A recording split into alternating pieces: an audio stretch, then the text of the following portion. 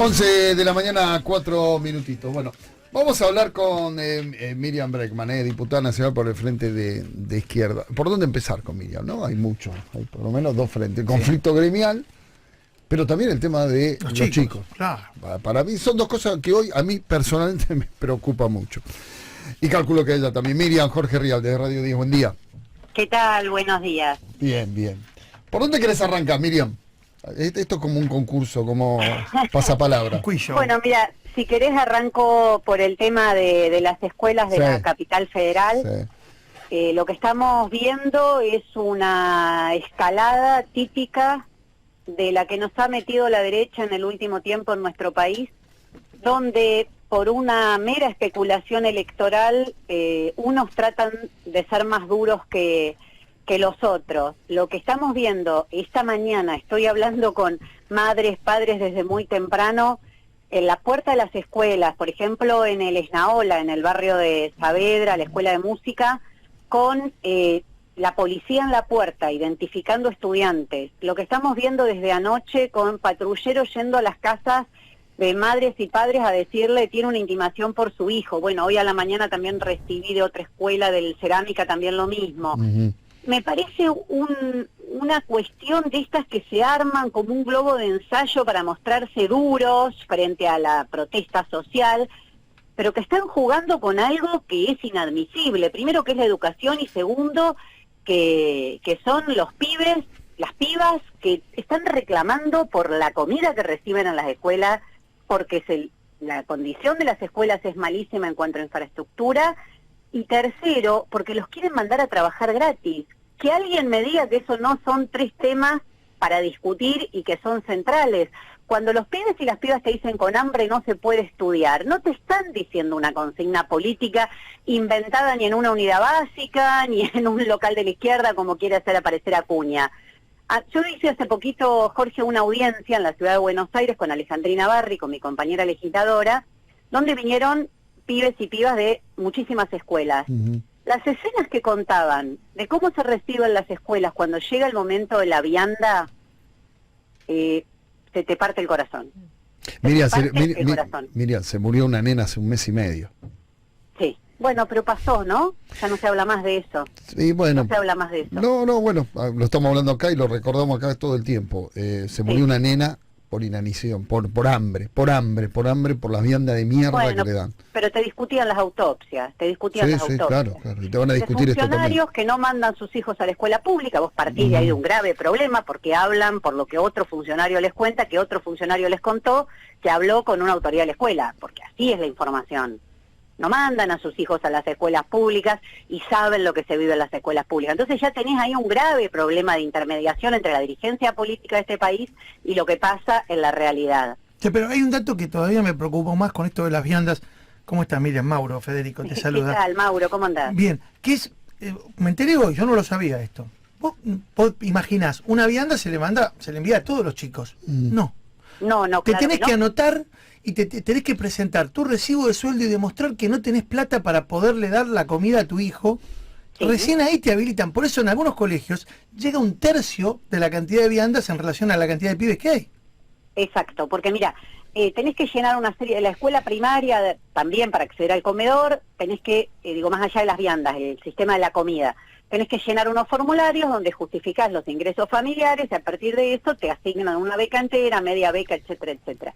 ¿Cuál es el problema que yo veo con las viandas en el transcurso de este año?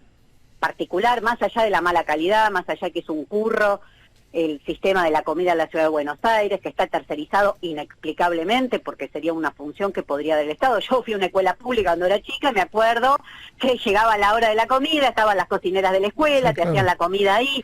Bueno, esto se va tercerizando, se van generando con empresas que le dan comida, como pasó el año pasado con el Padilla o con otras escuelas que le dan comida podrida a los pibes y no pasa nada, no son sancionadas y siguen teniendo la concesión.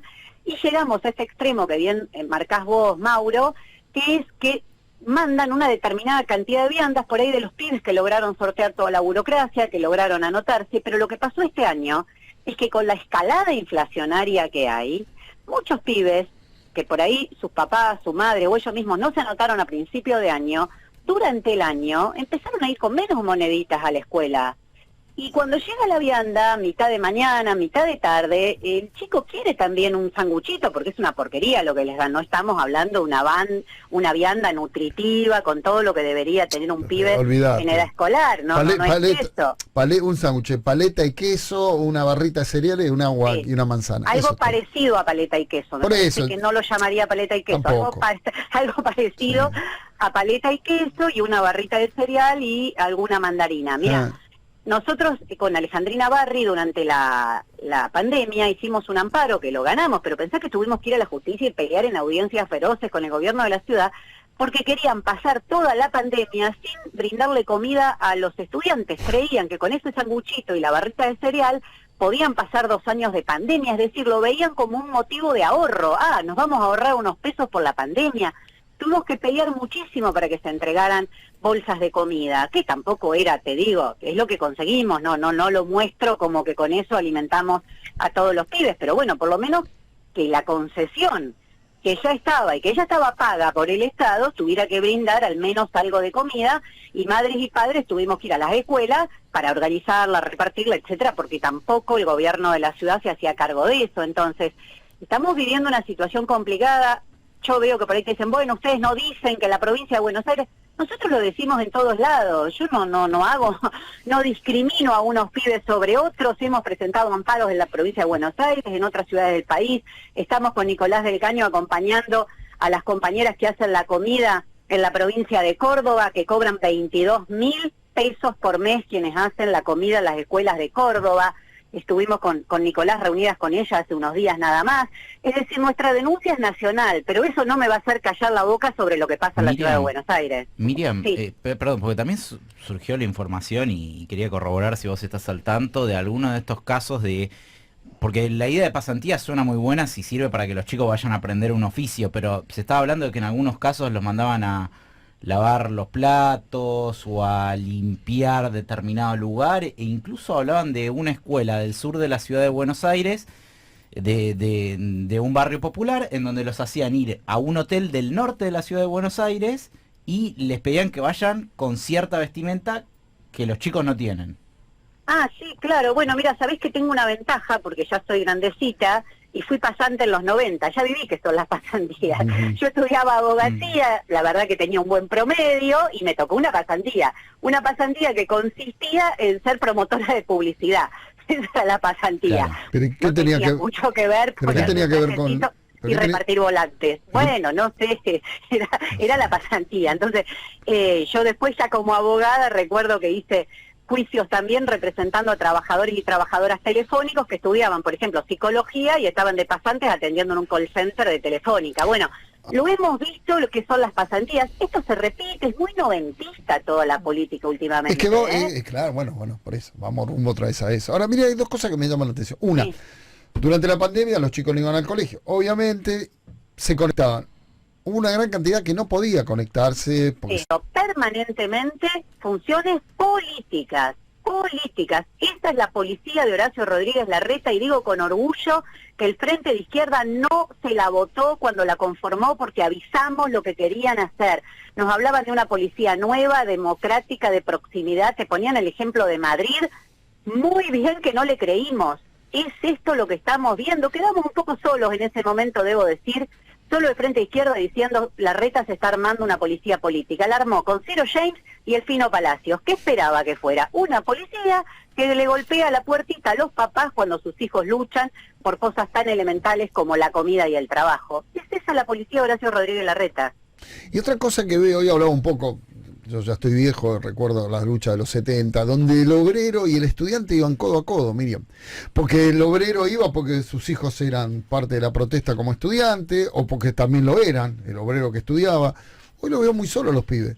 No están los partidos, los sindicalistas están comiendo asado con el presidente, viendo cómo paran los aumentos.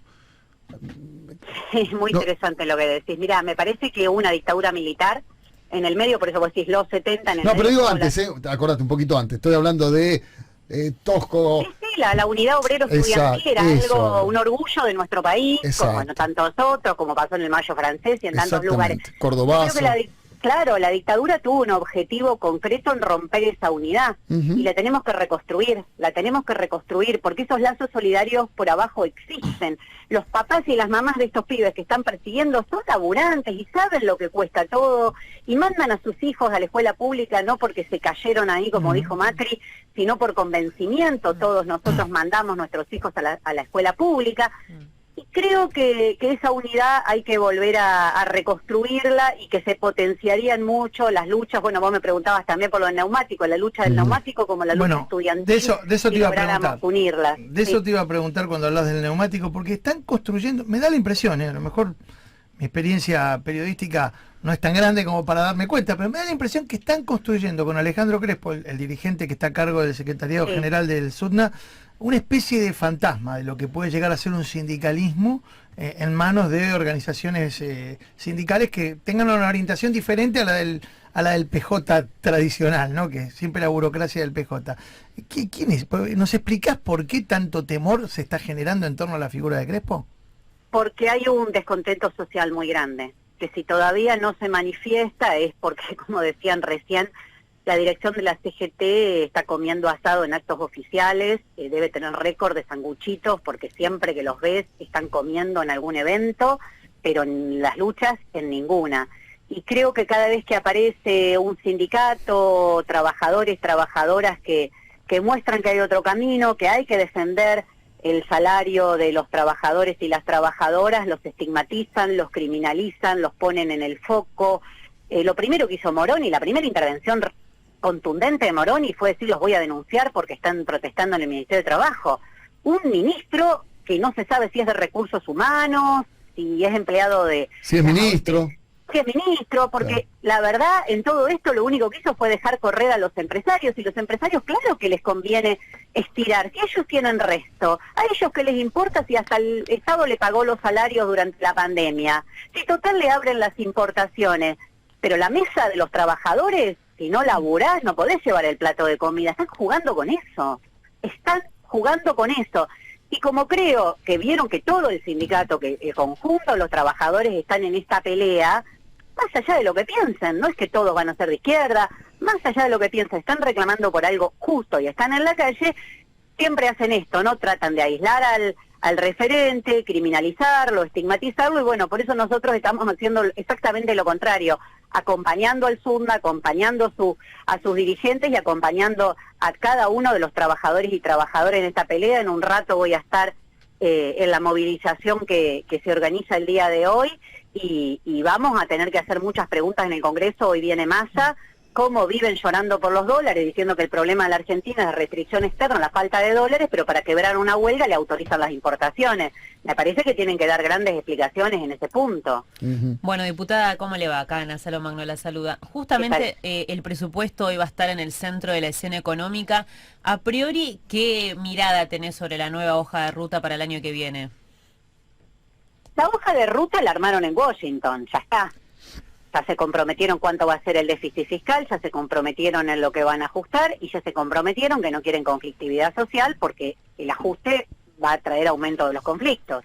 Entonces lo que estamos viendo concentrado en todo esto también tiene que ver con lo de la ciudad, porque la Reta sabe que gobierna una ciudad que es el centro político del país, donde la mayoría de los conflictos se van a expresar, al menos políticamente acá.